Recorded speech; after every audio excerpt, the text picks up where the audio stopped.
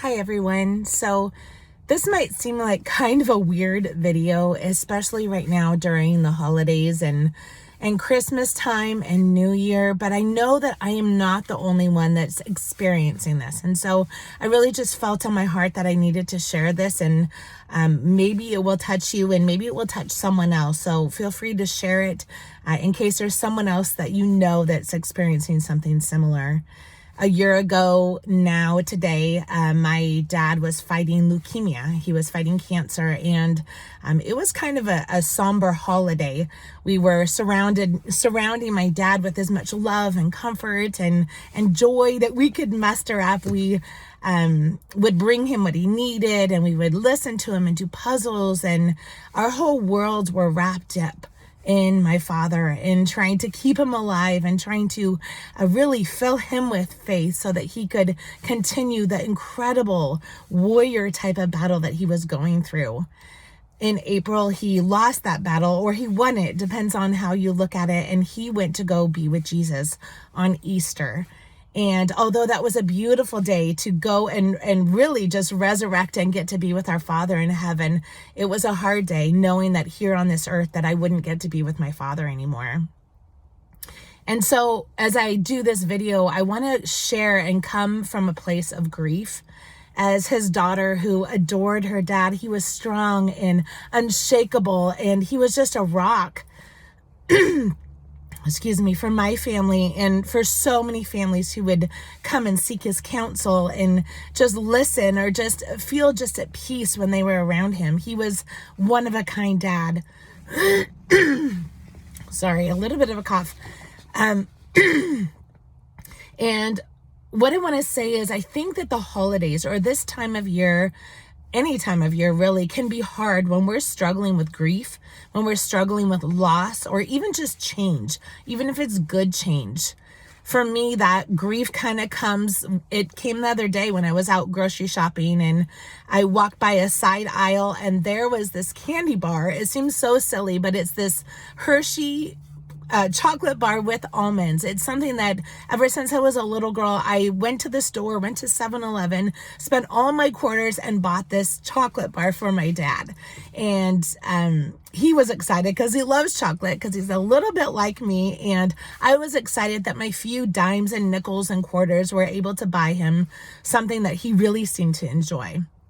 Every Christmas after that, I would go to the store or have someone take me to the store when I was little, and I would get this chocolate bar, and I would usually put it in a gift bag. Sometimes I would wrap it and put "To Dad from your little girl." Well, the other day I walked by and never before have I seen an end bar filled with Hershey chocolate bars. And on these Hershey bars, I looked at this end aisle and I literally almost fell to the floor. I just started weeping and crying, and grief kind of hit me. And honestly, it was a little bit hard. It may look like today when I was coming here, I'm at the cemetery of where my father is buried, and I'm ready to just bring him flowers. I went to the store to grab him some poinsettias. And he loved Christmas. He loved Christmas so much and brought so much joy. He had like childlike excitement when it was Christmas time. And when I started to drive, I turned and what I found was the gate was shut. And my heart just sunk because I said, I need to see my dad. I need to go to where he was buried. And then I realized I was at the wrong cemetery. And I think grief can feel like that. It can just kind of hit you. It can be triggered by something and it can overtake you. Or it can feel like there's gates that are shut, that you don't have access to maybe something in the past or a person or a situation or maybe a dream that you've had. And when I realized I was at the wrong cemetery, I was so happy because I thought, oh, I get to go to my dad's graveside and just sit with him and talk to him and remember the mighty blessing that he is in my life. And so I drove up the road that we followed the hearse in our family and ended up here at the cemetery where my dad is. Actually, he's not. He's with Jesus, but this is where he is buried. I think that grief takes a lot of things because sometimes when we have grief, I think that we can avoid the sadness, especially at Christmas, especially when we see everyone so happy and joyous, and we can say, you know what is better? We're just going to stuff it, keep it inside, and not face that grief. But what I found is I become sadder. I become more emotional. I become sometimes even a little bit angry because there's this stuffing of these feelings that are really just the residue of love that we've had for the person that was in our life. And so what I recognized as I was driving here is that to experience grief, there has to be a level of bravery. We have to be willing to face it head on, to go into the depths of despair, and to know that there in the valley of darkness that God is with us, that we're not alone. And I think some of the reasons that we don't experience grief and we don't really feel the feelings that we need to feel to be able to get through a situation and to move on or to find joy in that is because I wonder if there at the bottom of grief, if we start to go there, we get to the edge and we start to go there, we are afraid we're going to drown. We're afraid that we're going to go into such a deep pit of despair that we're not going to be able to get out of it. But what I've experienced is there at the bottom of the depths of despair, there is Jesus. He's there. He gives us hope. He is trustworthy.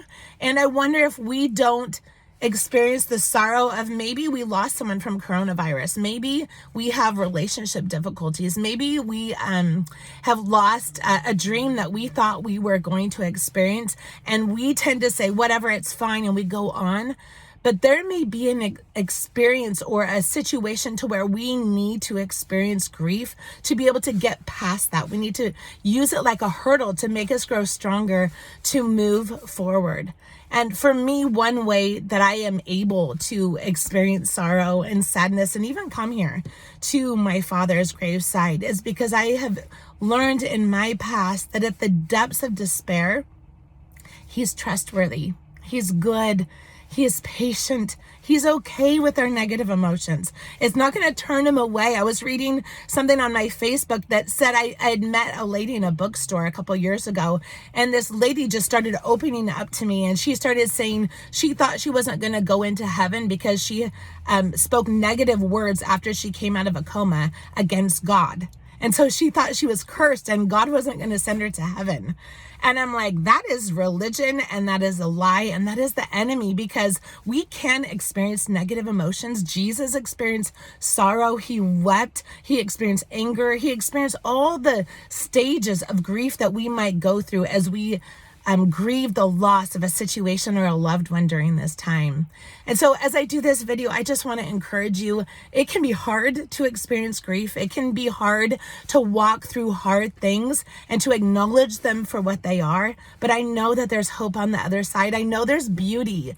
I know it. I've seen it. I've experienced it. And sometimes we may think we've overcome grief and it comes in waves and it keeps coming. But what I've experienced that we grow around that grief and we grow stronger and we grow more beautiful. And so as I get out of my car and go sit next to my dad's gravesite today, I want to encourage you that there is hope.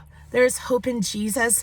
Turn to him, look to him. He is love. He is patience. He is all the things that we need when we feel lonely, or if we feel lost, or we feel broken, or like we can't go on, or we really don't know what else to do because our hearts are so broken over a situation.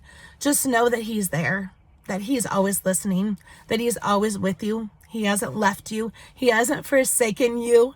He hasn't shut the gates on what you need, so that you can't go to where you need to go to be able to move forward and grow stronger. He wants your growth. He wants your wholeness even more than you do.